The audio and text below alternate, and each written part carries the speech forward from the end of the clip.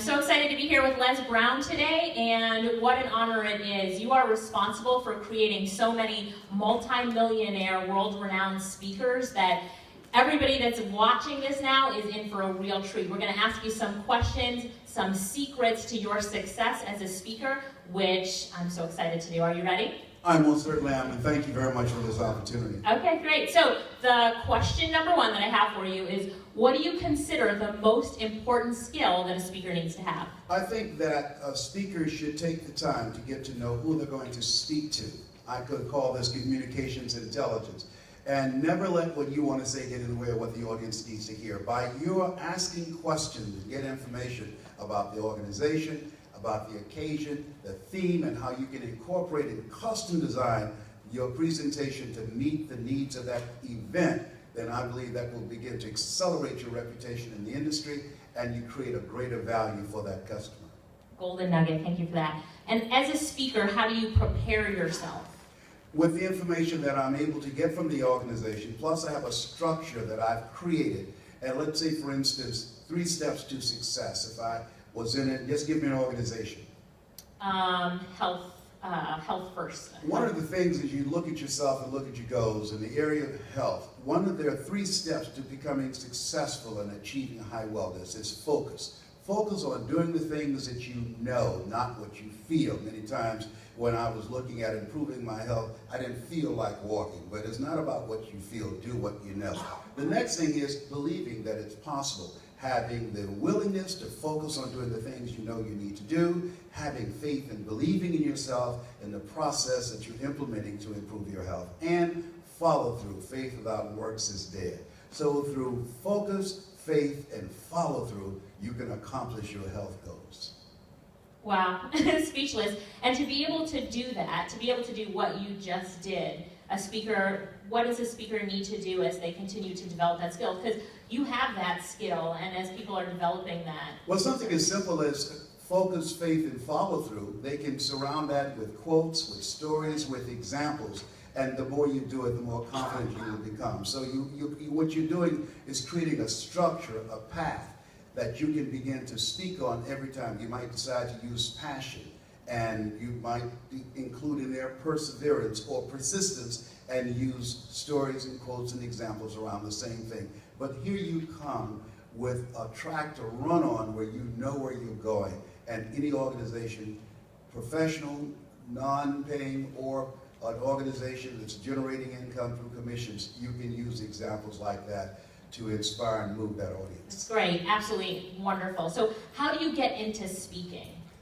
To me, I think it's interesting that you find something that captures your imagination, something that you're passionate about, and something that you feel confident about, and something that you'd be willing to do it on a volunteer basis. I've been believing for a long time that you love so much, you do something so well, that you love it so much you do it for nothing, but you do it so well that people will pay you to do it. And so if you volunteer to speak, you'll begin to get better, and you'll build a reputation, and through that reputation you will begin to get requests. That's what I did. I spoke in daycare centers first because I knew those kids knew enough to know whether or not I knew what I was talking about. Okay, great tip right there. So let's talk about prioritizing content. How do you prioritize the content and the order, and so that your delivery is what you want it to be? If I'm dealing with focus, faith, and follow through, I would use the theme and the goals and objectives of what they want to achieve at the top of the presentation. And then faith, I would use the methods, the how-tos at that portion of the speech, and then follow through, I use that to begin to drive it home, to inspire them. So as you begin to focus on your dreams, as you begin to think about your goals and the things that you want to achieve, I want you to envision those right now. And as you focus on them, I want you to know that it's possible. And the next step is that you've got to believe in yourself. As you work on yourself and work on your dreams, studies have indicated people who believe in themselves have a greater chance of achieving their goals than people who do not. And as you do that, follow through. That persistence, that determination, resolve to yourself, I will persist until I succeed. With that vision and determination and passion driving the presentation, you're going to ignite a standing ovation. All right, all right. So let's talk about getting people to take action. You're talking about your topic. How do you get them to take action? One of the things that I do, I never tell people to take action. What I do is talk about the things I want them to do through me. I say, you know what, I think about my life. For 14 years, I did not do what I'm doing. For 14 years, I used fear to stop me. For 14 years, because I don't have a college education, I kept myself on the sidelines. I was coming up with excuses of playing a small life. And then I came to a place within myself that it's possible. Everybody repeat after me, please. It's possible. It's possible. And so now what I'm doing is getting them to say, it's possible, but more importantly, as I talked about my shortcomings, I gave them permission to reflect on themselves, and they're thinking about their shortcomings. And now I say, I convince myself that it's possible and that it's necessary. Now I'm already in their mind, and there I go to their heart, and then from there to their spirit. Hey, okay. Give me a high five for that. So give me a tip on interacting. Let's talk about the mind of a person who's like, they're stuck in their old story. How do you interact with them? But one of the things that I do, and let's say, for instance, if you're talking to an audience and you want to get them in charge of the presentation, and what I mean getting them in charge of the presentation is make them a part of the presentation and engage them in it at first. What I always do is start at the top and say, I want you to think about some goals that you have. Raise your hands. And they will raise their hands. Now I got them thinking about their goals, and they're physically now engaged. Then I'll say, shake someone's hand on your right and left and say, you have greatness within you. Now I'm getting them to compliment the person on their right and left, and the person on their right and left will now compliment them. Guess what? You're creating a positive energy, a chemistry, where they now feel good. They're part of a production, and now they're on board with the presentation, because at the top of it I said, I want you to think about your goals and dreams, and I'm going to share with you how you can make that happen. Now there's a vested interest of them listening to you, because when people hear you, they're asking three questions. Who are you?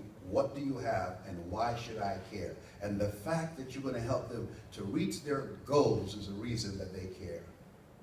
All right.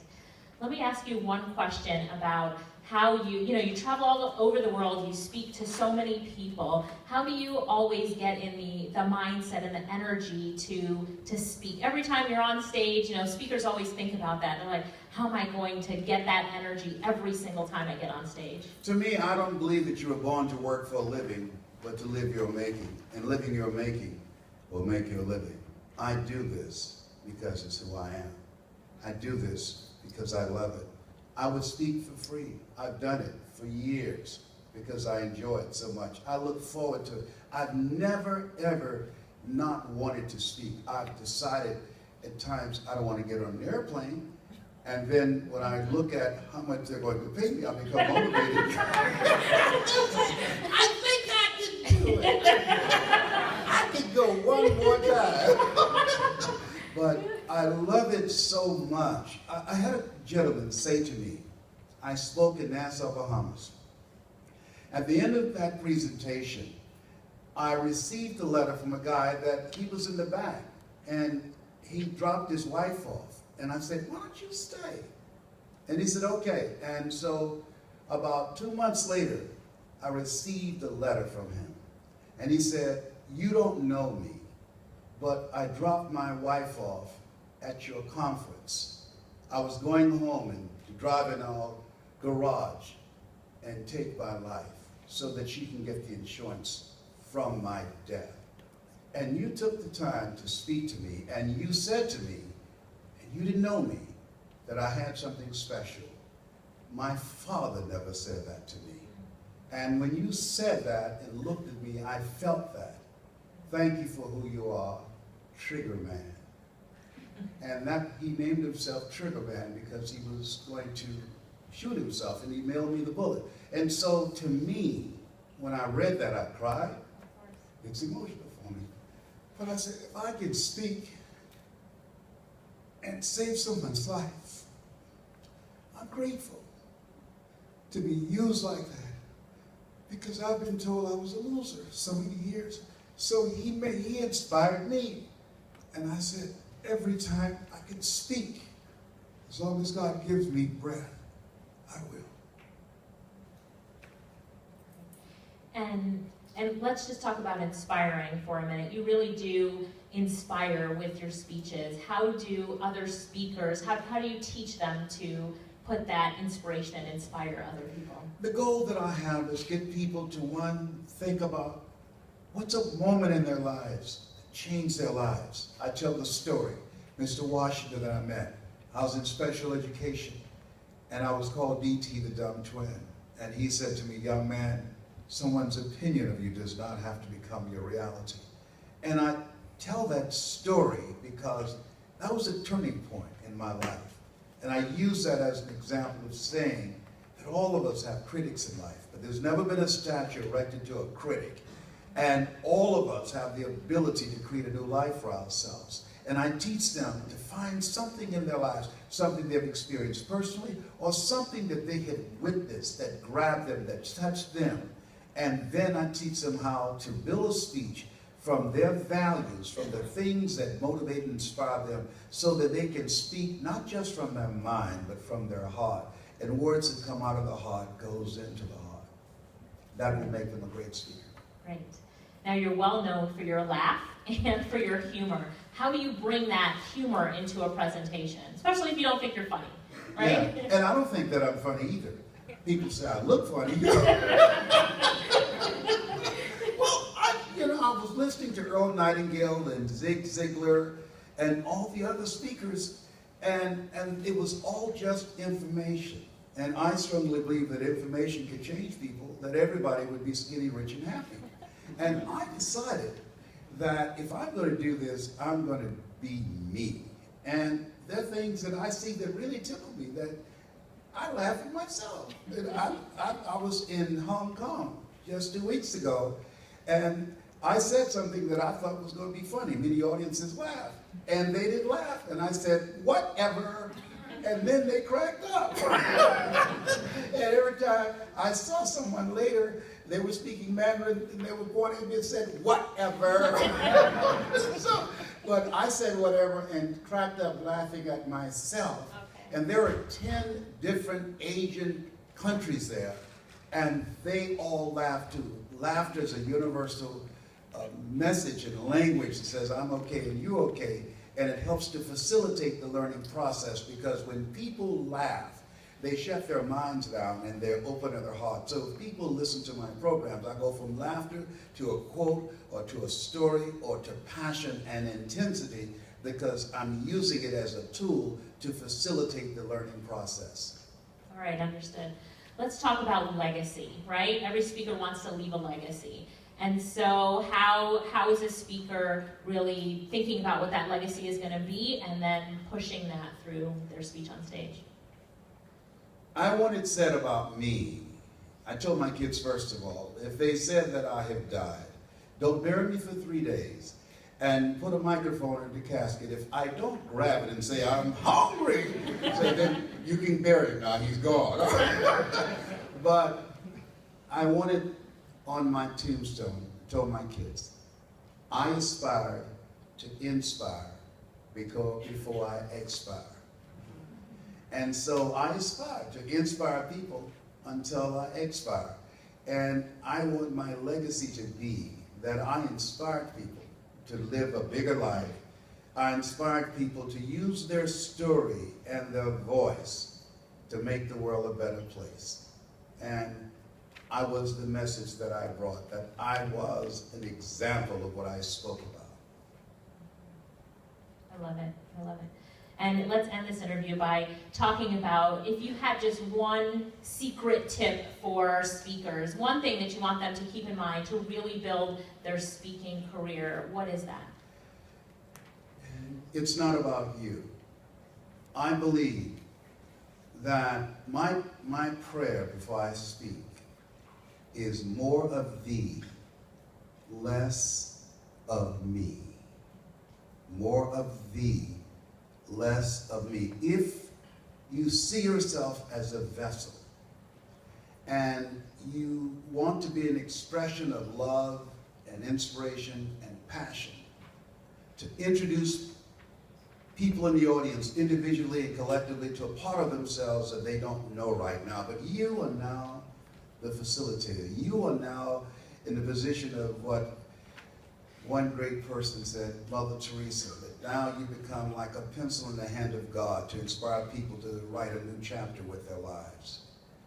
If you focus on being an expression of all that God wants you to be in life, and using your voice and your story and your life example, people will feel that, they will know that, and you will build a following. There's a tribe waiting to hear your voice.